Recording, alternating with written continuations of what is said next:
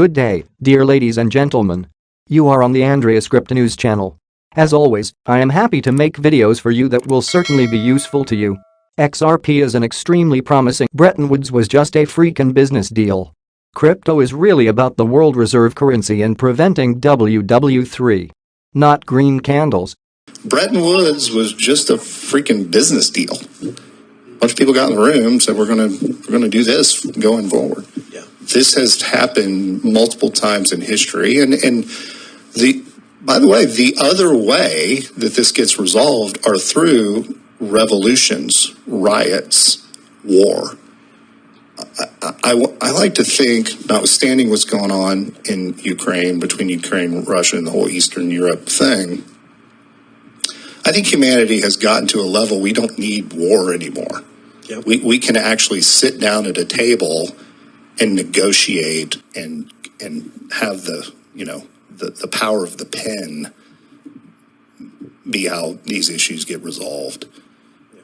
And this is one way, probably not the way, but it is one way that you could see that this gets worked out. So 23% probably. Yes. Finance businesses today in a few different ways. And I think one of the challenges for the industry has been to focus on solving real problems for real customers. And Ripple, obviously, from its earliest days, focused on the problem around cross-border payments. That's a point of a lot of friction as measured by speed and cost. And by focusing there, we've been able to have a big impact on that, relatively small piece. But I think over the next years, you're going to see many financial transactions where a middleman sits, a middle transaction, an intermediary. Those will get removed, and we'll use blockchain and other digital asset type technologies to remove that friction. And I think all of society will benefit from improving the efficiency of those systems. I think you'll see that certainly you've seen CBDCs and other new forms of digital money, goodbye privacy and anonymity. Use of physical cash is declining. We are witnessing a growing appetite for digital alternatives, driven not only by private sector innovation, but also by an increasing recognition from central banks and governments of the role to be played by public digital money, namely central bank digital currencies, or CBDCs, in the economy of the future. As both public and private sector research and explorations continue to delve into the design principles and attributes of these new forms of digital money, there is one topic that repeatedly raises its head as a core discussion point and, for many, an essential feature: privacy. Unlike cash, digital payments are inherently capable of generating an audit trail of transactions and spending behavior. The potential for personal information connected to this activity to be made available beyond its intended use leads to significant privacy concerns. Individual users may often prefer to keep their data, not only their personal data, but also potentially sensitive or revealing spending information, anonymous. They may also have concerns around commercial data sharing and monetization of data, and the potential discrimination and unfair business practices that can occur as a result. A central bank issuing the CBDC does not have the same profit maximization and commercial imperatives of a private stablecoin or tokenized e-money issuer. Nevertheless, there are concerns that government access to this personal and transactional data, which would otherwise remain anonymous in the case of physical cash transactions, could result in privacy infringements for individual CBDC users. These concerns could potentially dissuade individuals from using CBDC as a digital alternative to cash, potentially pushing them towards alternative, potentially less transparent, payment mechanisms. It must be acknowledged that, from a government's perspective, part of the value in implementing a CBDC lies in the ability to better manage and use data about transactions and users for more effective policy delivery. This could include, for example, protecting the integrity of the financial system by reducing financial crime through enhanced anti-money laundering measures or improved ability to monitor the effectiveness of benefits and other interventions. Whilst the efficiency benefits are likely to be attractive, the competing concerns and interests raise the question of whether it is possible to find an equilibrium point, whether the same level of anonymity that is afforded by cash can also be achieved in the design of a CBDC, and indeed whether or not this is ultimately desirable, and whether user concerns around privacy can be balanced with government imperatives and objectives. We should also recognize that increased access to data and the associated perceived decrease in privacy is by no means the sole driver of explorations into a CBDC or other new forms of digital money.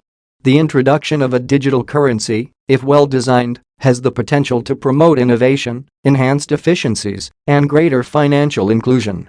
It can also underpin a more resilient and competitive payment landscape. All of these can support the central bank in fulfilling its objectives to maintain monetary and financial stability as well as supporting the UK in its transition to a digital economy. This again reinforces the point that there needs to be a balance between responding to privacy concerns without detriment to the innovative features that digital money can deliver. Ripple CEO is optimistic the crypto firm will get ruling on XRP lawsuit soon, slams embarrassing SEC. The head of cryptocurrency and blockchain company Ripple, Brad Garlinghouse, says he is hopeful a resolution will be reached in its spat with the U.S. Securities and Exchange Commission within the first half of 2023.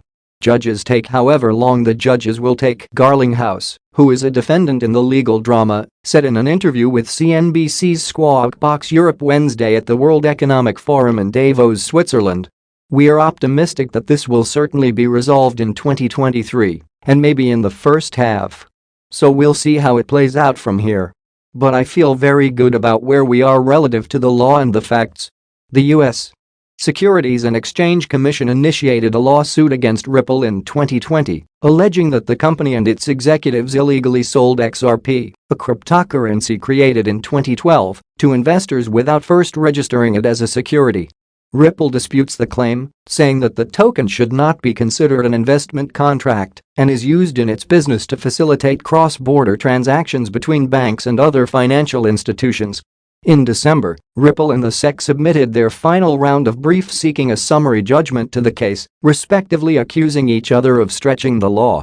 The judge could make a ruling in favor of either side, avoiding a trial, or put the matter before a jury. Garlinghouse said that he expects a ruling to arrive sometime in the coming single-digit months, potentially as soon as June. He added that he doesn't expect the company will settle the case, although he remains open to the prospect. We have always said that we would love to settle, but it requires one very important thing, and that is that, on a go-forward basis, it's clear that XRP is not a security, Garlinghouse said. The SEC and Gary Gensler has very outwardly said he views almost all crypto as a security. And so that leaves very little space in the Venn diagram for settlement. At a September event organized by the Practicing Law Institute, Gensler said that the vast majority of cryptocurrency tokens are securities. He subsequently hinted that Ether may also qualify as a security. Without referring to it by name, Gensler told reporters in September that crypto staking mechanisms, which reward users who deposit their tokens to secure blockchain networks with interest-like payments, should count as securities offerings, since the investing public is anticipating profits based on the efforts of others. Ethereum, the network behind the world's second-largest cryptocurrency, switched to such a model last year. The only cryptocurrency that the agency has made clear it doesn't view as a security is Bitcoin. Gensler previously stated that the world's biggest cryptocurrency has no group of individuals in the middle, meaning investors aren't betting on an intermediary.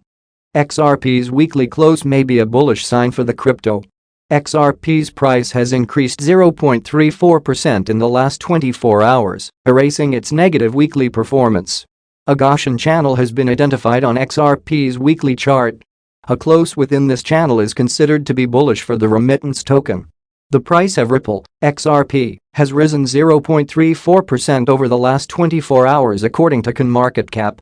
This 24-hour positive price performance has erased XRP's negative weekly performance. At press time, XRP is changing hands at $0.4109. The Twitter trader, Egrag Crypto, shared a snapshot of XRP's weekly chart and a Gaussian channel currently present on XRP's chart. In a tweet this morning, the Twitter user stated that XRP's weekly candle close will be important to watch as it may be the first weekly candle with a full body close inside the Gaussian channel since May 2022. According to the Twitter user, a close within this channel will be bullish for the remittance token. Technical indicators on XRP's daily chart are slightly bearish. Currently, the daily